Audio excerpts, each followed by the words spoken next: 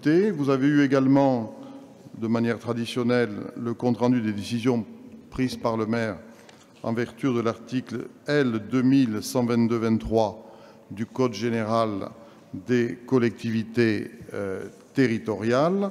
Et donc, est-ce qu'il appelle de votre part des remarques, Madame? Très bien. La parole est à Madame Morin. Oui, Monsieur le maire et chers collègues, tout d'abord, je pense que vous êtes enterré vous-même en répondant à mes propos, donc je laisserai les Toulousains statuer. Par ailleurs, je souhaiterais des précisions sur les décisions que vous prenez d'ester en justice ou d'intervenir en défense pour la mairie de Toulouse et poser la question du contrôle démocratique de vos actions, voire leur légalité. Tout d'abord, votre décision d'ester en justice contre le syndicat mixte Garonne, Aussonnel, Louge, Touche pour plus de 52 000 €, alors que j'avais noté qu'au-delà de 5 000 €, vous ne pouviez décider seul.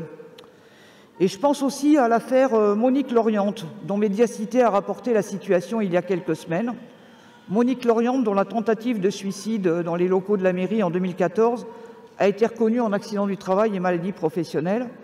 Et selon Médiacité, que je cite, « alors que la procédure aurait pu être réglée à l'amiable avec la mairie, l'entêtement de la municipalité aurait coûté plusieurs dizaines de milliers d'euros en frais d'avocat en raison de la vingtaine de requêtes déposées au tribunal administratif par Monique Loriente pour contrer les allégations de la mairie. Cette dépense d'argent public n'a fait l'objet que de 3 délibérations pour les 3 premières procédures. Pour les suivantes, aucun provisionnement n'a été prévu sur les comptes municipaux pour régler les besoins du contentieux. Une anomalie de plus dans le dossier.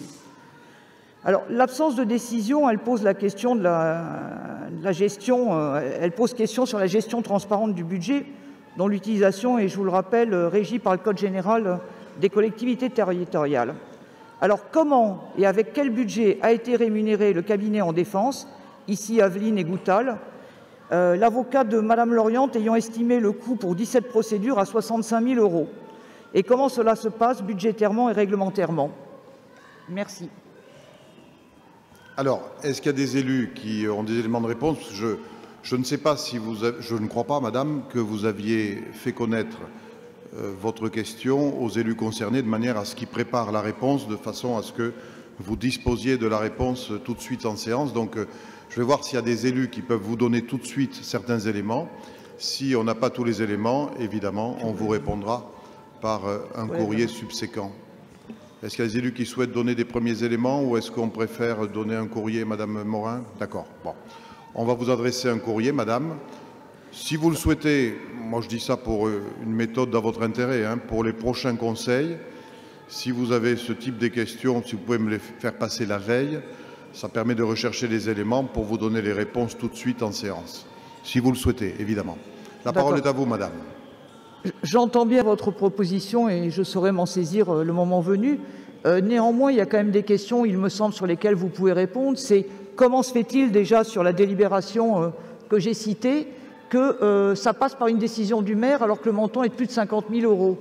J'avais compris, et M. Espuglas m'avait justement écrit à ce sujet, que vous ne pouviez pas prendre de décision au-delà de 5 000 €.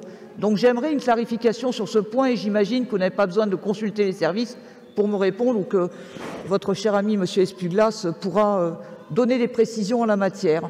Et de la même manière, sur le principe, comment se fait-il que des délibérations n'aient pas été présentées au Conseil au vu des montants du contentieux avec Mme Loriente? C'est une question de principe. J'imagine que vous êtes en capacité de répondre. Merci. On va regarder tout ça en attendant que notre cher collègue Pierre Espuglas nous précise les choses. Ce que je peux vous dire, c'est qu'il y a une règle de droit qui, je dirais, n'a pas besoin d'une décision ou d'une non-décision du maire, mais qui peut être activée par une décision du maire. Cette règle de droit, c'est que lorsqu'il y a un contentieux en cours, nous sommes tenus de faire une provision à une certaine hauteur, fixée non pas par le conseil municipal, mais par les textes en vigueur. Et cette provision, elle a pour but de prévoir la possibilité de dégager les crédits nécessaires en cas de perte du contentieux devant l'instance chargée de l'instruire. C'est l'explication que je peux vous donner, qui est une explication de principe et du code de procédure, mais on vous précisera tout ça par courrier. Pierre Trottmann.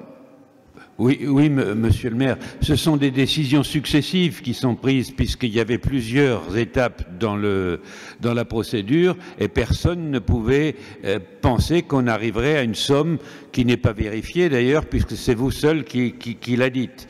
Donc, par des décisions successives, c'est tout à fait normal que le maire puisse les prendre. On vous précise tout ça par courrier. Y a-t-il d'autres points sur ce compte-rendu? Non? Très bien. Donc nous prenons acte puisqu'il n'y a pas de vote sur ce compte-rendu.